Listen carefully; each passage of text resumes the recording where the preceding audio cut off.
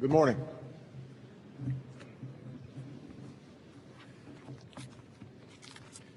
Mr. President, Mr. Secretary General, fellow delegates, ladies and gentlemen, it is my honor to address you for the first time as the 44th President of the United States.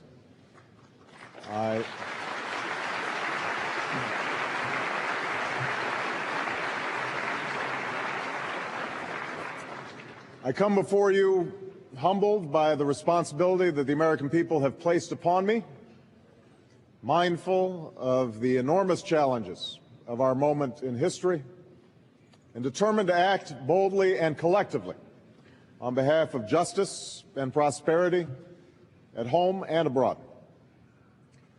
I have been in office for just 9 months, though some days it seems a lot longer. I am well aware of the expectations that accompany my presidency around the world. And these expectations are not about me. Rather, they are rooted, I believe, in a discontent with the status quo that has allowed us to be increasingly defined by our differences and outpaced by our problems. But they are also rooted in hope. The hope that real change is possible, and the hope that America will be a leader in bringing about such change. I took office at a time when many around the world had come to view America with skepticism and distrust. A part of this was due to misperceptions and misinformation about my country.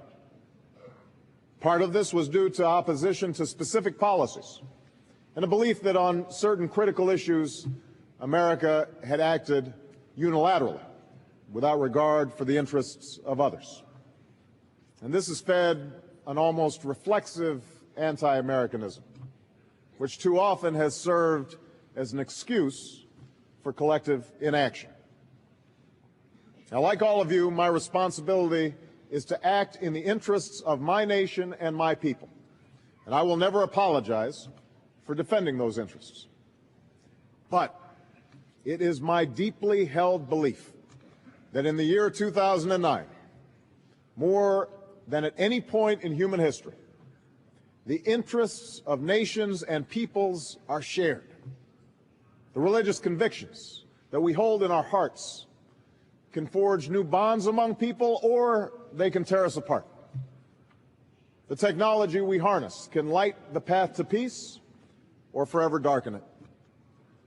The energy we use can sustain our planet or destroy it. What happens to the hope of a single child anywhere can enrich our world or impoverish it. In this hall, we come from many places, but we share a common future. No longer do we have the luxury of indulging our differences to the exclusion of the work that we must do together. I have carried this message from London to Ankara, from Port of Spain to Moscow, from Accra to Cairo, and it is what I will speak about today. Because the time has come for the world to move in a new direction. We must embrace a new era of engagement based on mutual interest and mutual respect, and our work must begin now. We know the future will be forged by deeds and not simply words. Speeches alone will not solve our problems. It will take persistent action. So for those who question the character and cause of my nation, I ask you to look at the concrete actions we have taken in just 9 months. On my first day in office, I prohibited, without exception or equivocation, the use of torture by the United States of America.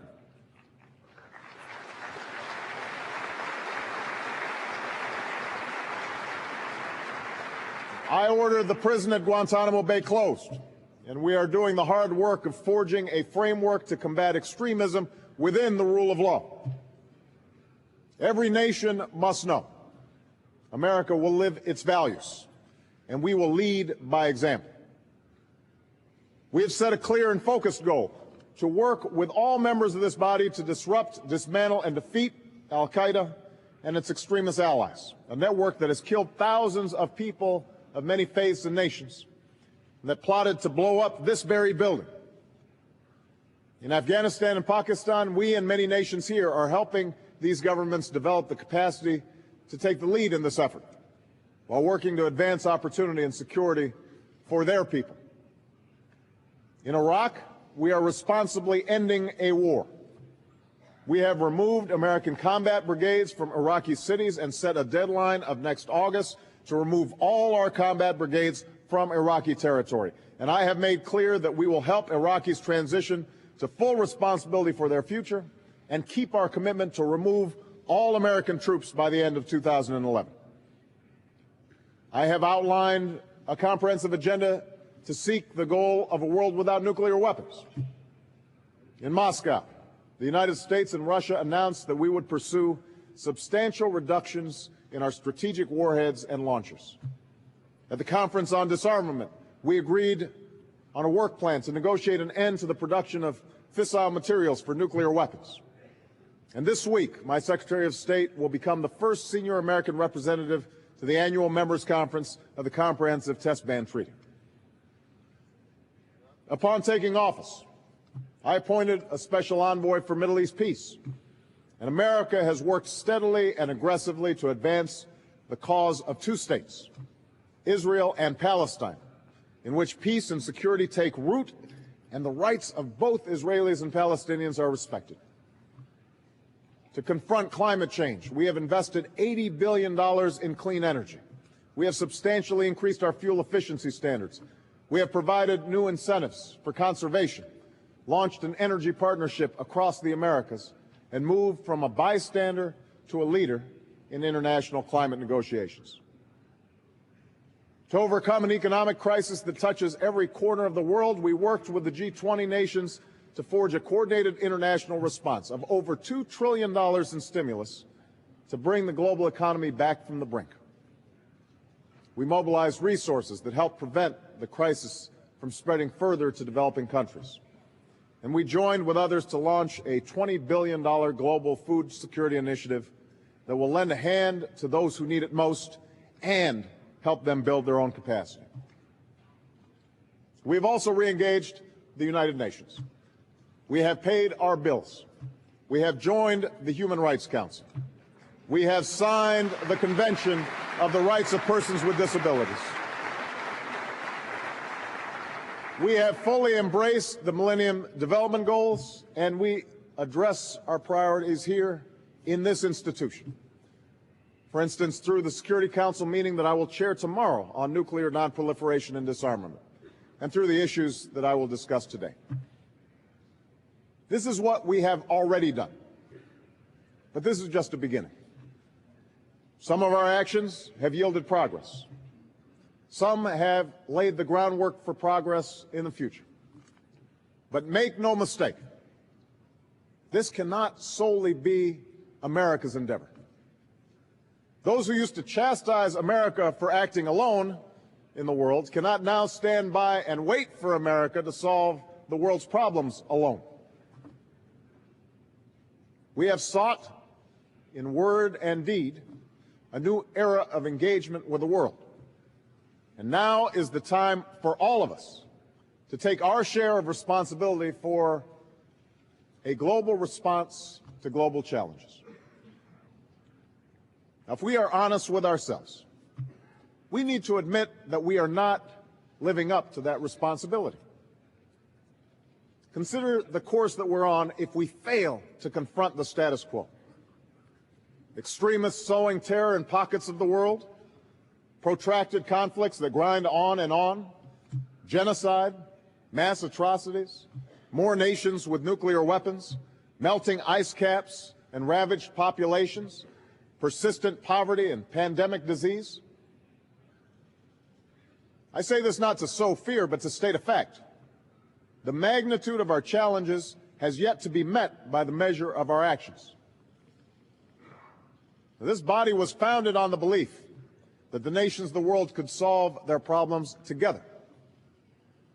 Franklin Roosevelt, who died before he could see his vision for this institution become a reality, put it this way, and I quote, "The structure of world peace cannot be the work of one man or one party or one nation. It cannot be a peace of large nations or of small nations. It must be a peace which rests on the cooperative effort of the whole world." The cooperative effort of the whole world. Those words ring even more true today, when it is not simply peace, but our very health and prosperity that we hold in common. Yet, we also know that this body is made up of sovereign states. And sadly, but not surprisingly, this body has often become a forum for sowing discord instead of forging common ground, a venue for playing politics and exploiting grievances rather than solving problems. After all, it is easy to walk up to this podium and point fingers and stoke divisions. Nothing is easier than blaming others for our troubles and absolving ourselves of responsibility for our choices and our actions. Anybody can do that. Responsibility and leadership in the 21st century demand more. In an era when our destiny is shared, power is no longer a zero-sum game. No one nation can or should try to dominate another nation.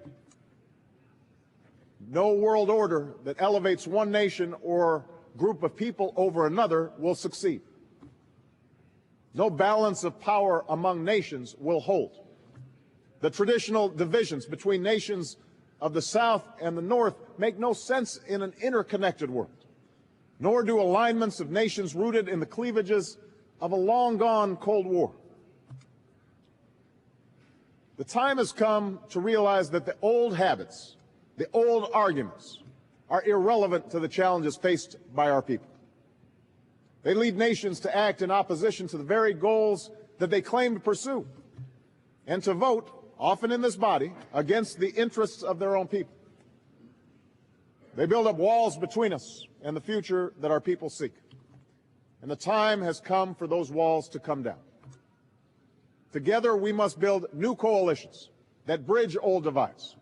Coalitions of different faiths and creeds, of North and South, East, West, black, white, and brown. The choice is ours. We can be remembered as a generation that chose to drag the arguments of the 20th century into the 21st, that put off hard choices, refused to look ahead, failed to keep pace because we defined ourselves by what we were against instead of what we were for. Or we can be a generation that chooses to see the shoreline beyond the rough waters ahead, that comes together to serve the common interests of human beings, and finally gives meaning to the promise embedded in the name given to this institution, the United Nations. That is the future America wants. A future of peace and prosperity that we can only reach if we recognize that all nations have rights, but all nations have responsibilities as well. That is the bargain that makes this work. That must be the guiding principle of international cooperation. Today, let me put forward 4 pillars that I believe are fundamental to the future that we want for our children. Non-proliferation and disarmament, the promotion of peace and security, the preservation of our planet, and a global economy that advances opportunity for all people. First, we must stop the spread of nuclear weapons and seek the goal of a world without them. This institution was founded at the dawn of the atomic age, in part because man's capacity to kill had to be contained. For decades, we averted disaster, even under the shadow of a superpower standoff. But today, the threat of proliferation is growing in scope and complexity. If we fail to act, we will invite nuclear arms races in every region and the prospect of wars and acts of terror on a scale that we can hardly imagine. A fragile consensus stands in the way of this frightening outcome, and that is the basic bargain that shapes the Nuclear Non-Proliferation Treaty. It says that all nations have the right to peaceful nuclear energy, that nations with nuclear weapons have a responsibility to move toward disarmament, and those without them have the responsibility to forsake them. The next 12 months could be pivotal in determining whether this compact will be strengthened or will slowly dissolve. America intends to keep our end of the bargain. We will pursue a new agreement with Russia to substantially reduce our strategic warheads and launchers. We will move forward with ratification of the Test Ban Treaty and work with others to bring the treaty into force so that nuclear testing is permanently prohibited. We will complete a nuclear posture review that opens the door to deeper cuts and reduces the role of nuclear weapons. And we will call upon countries to begin negotiations in January on a treaty to end the production of fissile material for weapons. I will also host a summit next April that reaffirms each nation's responsibility to secure nuclear material on its territory and to help those who can't, because we must never allow a single nuclear device to fall into the hands of a violent extremist. And we will work to strengthen the institutions and initiatives that combat nuclear smuggling and theft. All of this must support efforts to strengthen the NPT. Those nations that refuse to live up to their obligations must face consequences. Let me be clear, this is not about singling out individual nations. It is about standing up for the rights of all nations that do live up to their responsibilities. Because a world in which IAEA inspections are avoided and the United Nations demands are ignored will leave all people less safe and all nations less secure. In their actions to date, the governments of North Korea and Iran threaten to take us down this dangerous slope. We respect their rights as members of the community of nations. I have said before, and I will repeat, I am committed to diplomacy that opens a path to greater prosperity and more secure peace for both nations if they live up to their obligations. But if the governments of Iran and North Korea choose to ignore international standards, if they put the pursuit of nuclear weapons ahead of regional stability and the security and opportunity of their own people, if they are oblivious to the dangers of escalating nuclear arms races in both East Asia and the Middle East, then they must be held accountable. The world must stand together to demonstrate that international law is not an empty promise and that treaties will be enforced. We must insist that the future does not belong to fear. Now that brings me to the second pillar for our future, the pursuit of peace. The United Nations was born of the belief that the people of the world can live their lives, raise their families, and resolve their differences peacefully. And yet we know that in too many parts of the world, this ideal remains an abstraction, a distant dream. We can either accept that outcome as inevitable and tolerate constant and crippling conflict, or we can recognize that the yearning for peace is universal and reassert our resolve to end conflicts around the world. That effort must begin with an unshakable determination that the murder of innocent men, women, and children will never be tolerated. On this, there can be no dispute. The violent extremists who promote conflict by distorting faith have discredited and isolated themselves. They offer nothing but hatred and destruction. In confronting them, America will forge lasting partnerships to target terrorists, share intelligence, and coordinate law enforcement and protect our people. We will permit no safe haven for al-Qaeda to launch attacks from Afghanistan or any other nation. We will stand by our friends on the front lines, as we and many nations will do in pledging support for the Pakistani people tomorrow.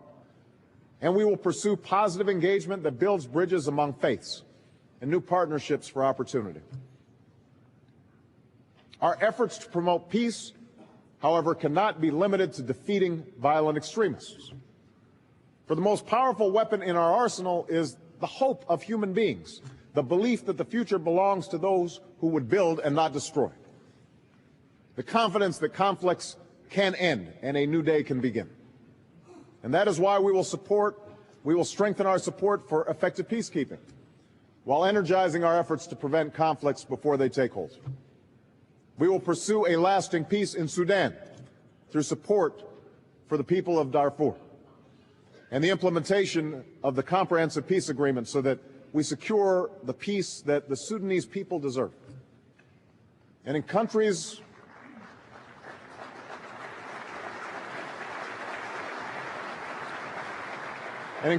ravaged by violence, from Haiti to Congo to East Timor, we will work with the UN and other partners to support an enduring peace. I will also continue to seek a just and lasting peace between Israel, Palestine, and the Arab world. We will continue to work on that issue. Yesterday, I had a constructive meeting with Prime Minister Netanyahu and President Abbas. We have made some progress. Palestinians have strengthened their efforts on security. Israelis have facilitated greater freedom of movement for the Palestinians. As a result of these efforts on both sides, the economy in the West Bank has begun to grow. But more progress is needed. We continue to call on Palestinians to end incitement against Israel. And we continue to emphasize that America does not accept the legitimacy of continued Israeli settlements. The time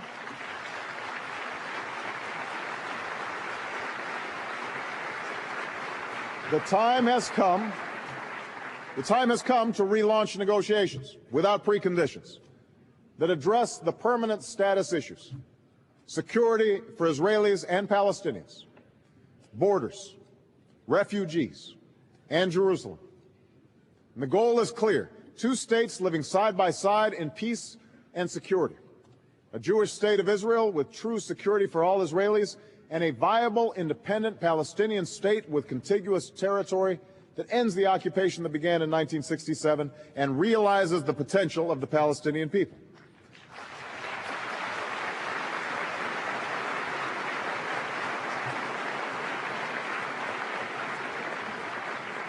Now, as we pursue this goal, we will also pursue peace between Israel and Lebanon, Israel and Syria, and a broader peace between Israel and its many neighbors. In pursuit of that goal, we will develop regional initiatives with multilateral participation alongside bilateral negotiations. Now, I am not naive. I know this will be difficult. But all of us, not just the Israelis and the Palestinians, but all of us, must decide whether we are serious about peace or whether we will only lend it lip service. To break the old patterns, to break the cycle of insecurity and despair, all of us must say publicly what we would acknowledge in private. The United States does Israel no favors when we fail to couple an unwavering commitment to its security with an insistence that Israel respect the legitimate claims and rights of the Palestinians. And nations within this body do the Palestinians no favors when they choose vitriolic attacks against Israel over constructive willingness to recognize Israel's legitimacy and its right to exist in peace and security.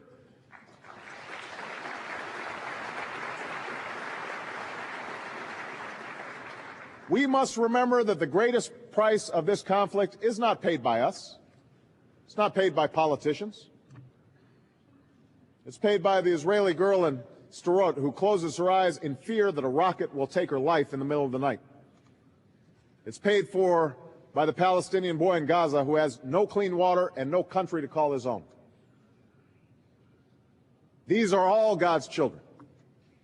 And after all the politics and all the posturing, this is about the right of every human being to live with dignity and security. That is a lesson embedded in the three great faiths that call one small slice of earth the Holy Land. And that is why, even though there will be setbacks and false starts and tough days, I will not waver in my pursuit of peace.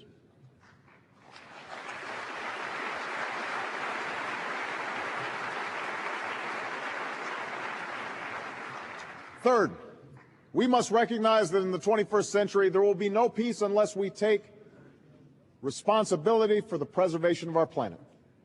And I thank the Secretary General for hosting the subject of climate change yesterday. The danger posed by climate change cannot be denied. Our responsibility to meet it must not be deferred. If we continue down our current course, every member of this Assembly will see irreversible changes within their borders. Our efforts to end conflicts will be eclipsed by wars over refugees and resources. Development will be devastated by drought and famine. Land that human beings have lived on for millennia will disappear. Future generations will look back and wonder why we refused to act, why we failed to pass on an environment that was worthy of our inheritance. And that is why the days when America dragged its feet on this issue are over. We will move forward with investments to transform our energy economy while providing incentives to make clean energy the profitable kind of energy. We will press ahead with deep cuts in emissions to reach the goals that we set for 2020 and eventually 2050. We will continue to promote renewable energy and efficiency and share new technologies with countries around the world. And we will seize every opportunity for progress to address this threat in a cooperative effort with the entire world. Now, those wealthy nations that did so much damage to the environment in the 20th century must accept our obligation to lead. But responsibility does not end there. While we must acknowledge the need for differentiated responses, any effort to curb carbon emissions must include the fast-growing carbon emitters who can do more to reduce their air pollution without inhibiting growth. And any effort that fails to help the poorest nations both adapt to the problems that climate change have already wrought and help them travel a path of clean development simply will not work. It's hard to change something as fundamental as how we use energy. I know that. It's even harder to do so in the midst of a global recession. Certainly it will be tempting to sit back and wait for others to move first. But we cannot make this journey unless we all move forward together. As we head into Copenhagen, let us resolve to focus on what each of us can do for the sake of our common future. And this leads me to the final pillar that must fortify our future: a global economy that advances opportunity for all people. The world is still recovering from the worst economic crisis since the Great Depression. In America, we see the engine of growth beginning to churn, and yet many still struggle to find a job or pay their bills. Across the globe, we find promising signs but little certainty about what lies ahead. And far too many people, in far too many places, live through the daily crises that challenge our humanity: the despair of an empty stomach, the thirst brought on by dwindling water supplies, the injustice of a child dying from a treatable disease, or a mother losing her life as she gives birth. In Pittsburgh, we will work with the world's largest economies to chart a course for growth that is balanced and sustained. That means vigilance to ensure that we do not let up until our people are back to work. That means taking steps to rekindle demand so that global recovery can be sustained. And that means setting new rules of the road and strengthening regulation for all financial centers so that we put an end to the greed and the excess and the abuse that led us into this disaster and prevent a crisis like this from ever happening again. At a time of such interdependence, we have a moral and pragmatic interests, however, in broader questions of development. The questions of development that existed even before this crisis happened. And so America will continue our historic effort to help people feed themselves. We have set aside $63 billion to carry forward the fight against HIV/AIDS, to end deaths from tuberculosis and malaria, to eradicate polio, and to strengthen public health systems. We are joining with other countries to contribute H1N1 vaccines to the World Health Organization. We will integrate more economies into a system of global trade. We will support the Millennium Development Goals and approach next year's summit with a global plan to make them a reality. And we will set our sights on the eradication of extreme poverty in our time. Now is the time for all of us to do our part. Growth will not be sustained or shared unless all nations embrace their responsibilities. And that means that wealthy nations must open their markets to more goods and extend a hand to those with less, while reforming international institutions to give more nations a greater voice. And developing nations must root out the corruption that is an obstacle to progress. For opportunity cannot thrive where individuals are oppressed and business have to pay bribes. That is why we support honest police and independent judges, civil society, and a vibrant private sector. Our goal is simple: a global economy in which growth is sustained and opportunity is available to all. Now, the changes that I've spoken about today will not be easy to make, and they will not be realized simply by leaders like us coming together in forums like this, as useful as that may be. For as in any assembly of members, real change can only come through the people we represent. That is why we must do the hard work to lay the groundwork for progress in our own capitals.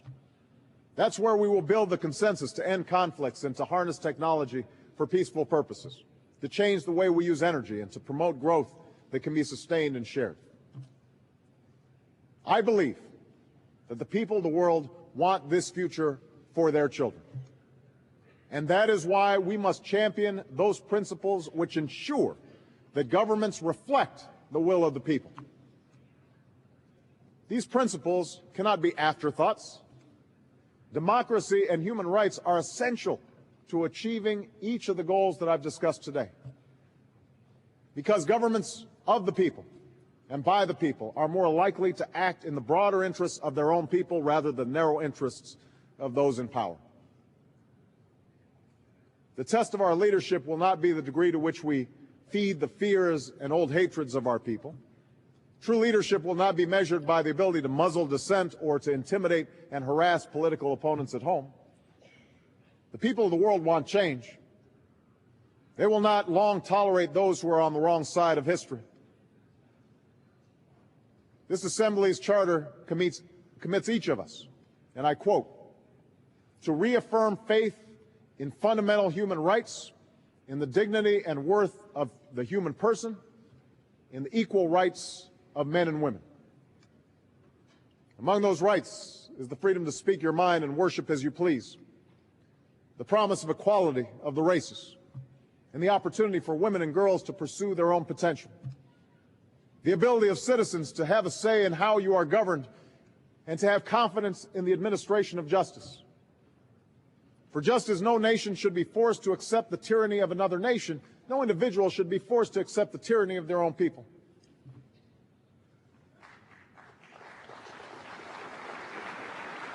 As an African American, I will never forget that I would not be here today without the steady pursuit of a more perfect union in my country. And that guides my belief that no matter how dark the day may seem, transformative change can be forged by those who choose to side with justice.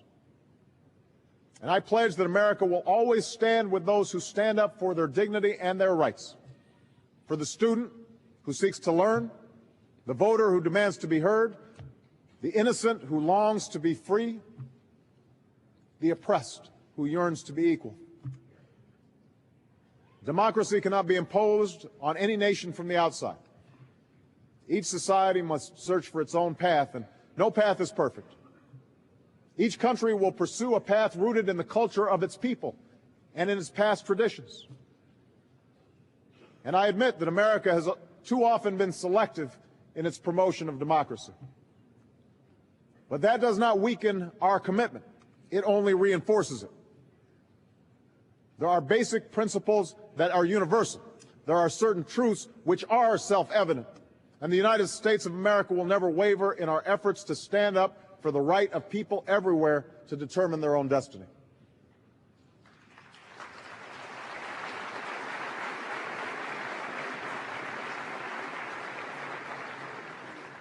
"65 years ago, a weary Franklin Roosevelt spoke to the American people in his fourth and final inaugural address. After years of war, he sought to sum up the lessons that could be drawn from the terrible suffering, the enormous sacrifice that had taken place.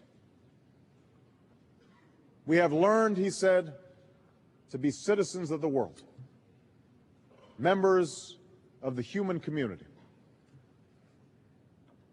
The United Nations was built by men and women like Roosevelt from every corner of the world, from Africa and Asia, from Europe to the Americas. These architects of international cooperation had an idealism that was anything but naive. It was rooted in the hard-earned lessons of war, rooted in the wisdom that nations could advance their interests by acting together instead of splitting apart. Now it falls to us, for this institution will be what we make of it. The United Nations does extraordinary good around the world, feeding the hungry, caring for the sick, mending places that have been broken. But it also struggles to enforce its will and to live up to the ideals of its founding. I believe that those imperfections are not a reason to walk away from this institution. They are a calling to redouble our efforts. The United Nations can either be a place where we bicker about outdated grievances or forge common ground, a place where we focus on what drives us apart or what brings us together, a place where we indulge tyranny or a source of moral authority. In short, the United Nations can be an institution that is disconnected from what matters in the lives of our citizens, or it can be an indispensable factor in advancing the interests of the people we serve. We have reached a pivotal moment. The United States stands ready to begin a new chapter of international cooperation, one that recognizes the rights and responsibilities of all nations. And so, with confidence in our cause and with a commitment to our values, we call on all nations to join us in building the future that our people so richly deserve. Thank you very much, everyone.